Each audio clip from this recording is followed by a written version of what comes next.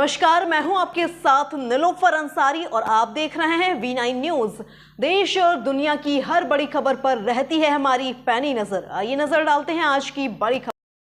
पूरा मामला दरभंगा जिले के जाले थाना क्षेत्र अंतर्गत काजी बहेड़ा का बताया जा रहा है, जहां 25 अगस्त को सुबह करीब 8 बजे सुनीता देवी नामक महिला का शव उनके घर से करीब 500 मीटर की दूरी पर आम के बगीचे में मिला था।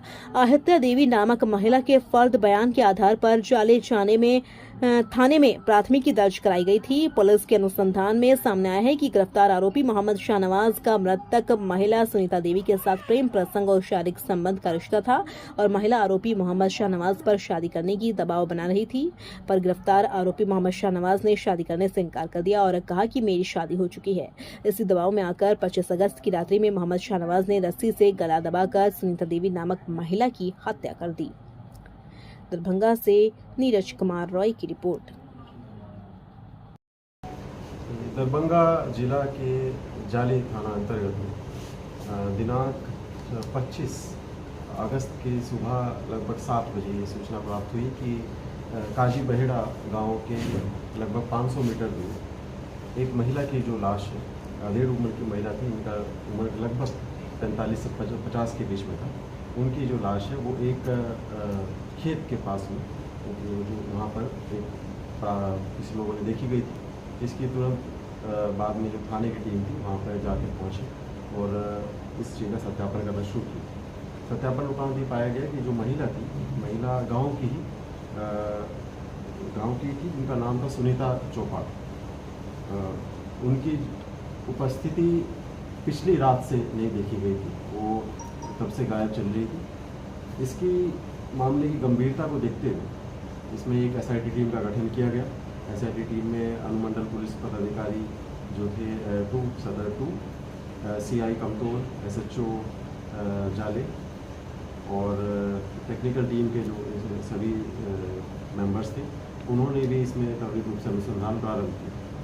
मामले में जब और हम लोगों ने अनुसंधान प्रारंभ किया और जो चीज़ें जो सामने स्पष्ट रूप से आई, जिसमें कि मानवीय एवं तकनीकी अनुसंधान भी शामिल थे, मामले में ये चीज़ का खुलासा किया गया कि जो महिला है वो विधवा है और कुछ सालों से वो अपने ही परिवार के साथ में मतलब वहीं पे रहती थी। महिला का ही जो संबंध था वो अपने ही गांव के कुछ लड़कों से हो गया था।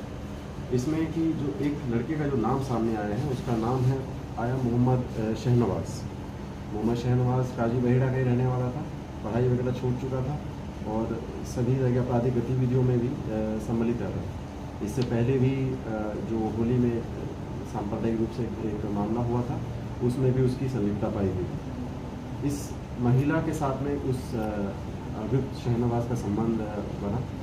महिला ने उसको कई बार ये भी बोला कि हमारे साथ में आगे का जैसे आप संबंध हमेशा बनाते हैं, लेकिन शादी वगैरह उस तरह से कुछ नहीं करने की बात है। और इस संबंध में उससे बात भी बोली गई तो शाहनवाज ने इस चीज़ को सिरे से निकालते हुए ये बात बोला कि नहीं, तुम मुझे परेशान नहीं करो क्योंकि मेरी शादी कहीं और पे तय हो गई है। ये जो पूरा वाक़या है लगभग कई महीनों तक चला। जेल से छूटने के बाद जब शाहनवाज वापस आया तो महिला फिर से उससे बात करने लगी, लेकिन वो मृतक महिला को बोलने लगा कि नहीं, हमसे थोड़ा दूरी बनाओ। इसी क्रम में कई बार फिर भी उनके बीच में जो संबंध है वो स्थापित हुआ। लेकिन मामले में जब अब देखा जाए तो कुछ महीनों पहले से इनके बीच में जो है बातचीत होनी बंद हो गई। घटना के कुछ हफ्तों पहले से ये शाहनवाज महिला के इस कंडक्ट से इसलिए परेशान होने लगा क्योंकि उन्हें लगता था कि महिला कहीं और जाके किसी को बता देंगी अगर, तो मेरी शादी जो है जो यहाँ पे कहीं और जगह लगी हुई है उसका वो टूट जाएगी। इसी संबंध में जब उनसे और पूछताछ की गई तो उन्होंने इस चीज़ का खुलासा किया कि इसी भय से हमने एक प्लान बनाया।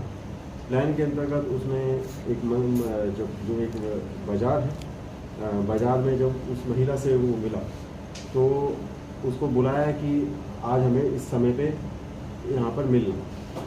उसी समय ही बाज़ार से इसने एक रस्सी भी खरीदी और उस रस्सी से खरीदी और शाम में जब महिला वहाँ पर उस स्थल पर आई तो जैसे ही मौका इसने देखा, मौका मिलते ही इसने महिला का पहले एक गर्दन को झटके से मोड़ दिया, जिससे कि वो बेहोश हो गई और अचेत अवस्था में गिर गई। इसके बाद में ही उसी रस्सी का इस्तेमाल करते हुए उसका गला घोट दिया, जिससे कि महिला की जो है मृत्यु उसी वहीं पर ही घटनास्थल पर हो गई। जो अपराध करनेकारी जो रस्सी थी उसको इसने छुपाने के लिए पत्थर से बांधकर नगर पास के एक तालाब में फेंक दिया था। उस रस्सी को और उसके अलावा जो साक्ष्य थे जो थे वो हमने वहाँ पे एकत्रित किए, जिसमें कि एफएसएल टीम का भी एक्टिव रूप से कंट्रीब्यूशन रहा। हथियार के रूप में जो रस्सी थी उसको हमने बरामद कर लिया गया। इसके अलावा महिला की जो चप्पल थी वहाँ पे वो उनको एफएसएल टीम ने वहीं से ही बरामद किया।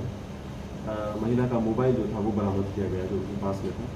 इसके अलावा और भी जो एफएसएल टीम में जो कलेक्शन है वो भी माननीय न्यायालय में वो प्रस्तुत किए जाते हैं। जैसे हमने बताया कि जो अपराधी है उनका पूर्व में भी आपराधिक इतिहास है। जाले थाना में ही उन्होंने एक पहले से ही जो सांप्रदायिक दंगा के मामले में वो जेल जा चुके हैं। इस पूरे ही सफल उद्भेदन के लिए टीम ने जो भी बेहतरीन प्रदर्शन किया है उनके सभी पदाधिकारियों को हम पुरस्कृत करेंगे। सर क्या महिला का कितने लोगों के साथ संबंध है? इसके अलावा देखिए ये इनके साथ जो संबंध था वो तो क्लियर है, वो इन्होंने खुद स्वीकारा है। ये इसके अलावा जो ये बोलते हैं उसी इनका तथाकथित बयान है। ये आरोप लगाते हैं कि उनके साथ दूसरे किसी और के साथ भी संबंध था, लेकिन इस बात की पुष्टि अभी तक नहीं हो पाई। क्या उम्र रही होगी महिला की सर? महिला की उम्र लगभग 45 साल। किस मामले में ये जेल से आया था बाहर? अभी हमने आपको बताया सर इसका जो इतिहास है कि जो आपराधिक इतिहास है किस तरह का, किस प्रवृत्ति का आदमी है? देखिए जिस तरीके से पूछताछ से भी इसमें जो चीज़ें क्लियर हुई, ये पढ़ाई वगैरह छोड़ चुका है, छोटे मोटे काम करता है और अपना वर्चस्व जमाने की कोशिश करता है गांव समाज में। उस तरह की गतिविधियों में शामिल रहा है। पहले भी जो तुमने बताया जो मार्च में मामला हुआ था होली में, इसमें भी इसका एक्टिव कंट्रीब्यूशन था तनाव को बढ़ाने में। उस तरह की गतिविधियों में रहता है। मोबाइल का भी हमने इसका पूरा विश्लेषण किया, उसमें भी इस चीज़ का उल्लेख किया गया कि ये रैंडम महिलाओं को मैसेज भेजना, उनके साथ में मन बनाने के लिए उनको उकसाना, ये सब चीज़ें की गतिविधि इनके पास हथियार कैसे लगाए वो? मारने के बाद उसने लाश को ठिकाने कैसे लगाया? मारने के बाद में इसने घटनास्थल से कुछ ही दूर में महिला को पहले घसीटा जिनसे उनके अन्य जो बॉडी पार्ट्स हैं हाथों में और पैरों में भी, उनमें भी कुछ स्क्रैचेस हैं और घसीटा। फिर उन्होंने वहाँ पे उनको जो एक ग्राउंड ऐसा था जो कि थोड़ा दूर था, गांव से थोड़ा दूर था,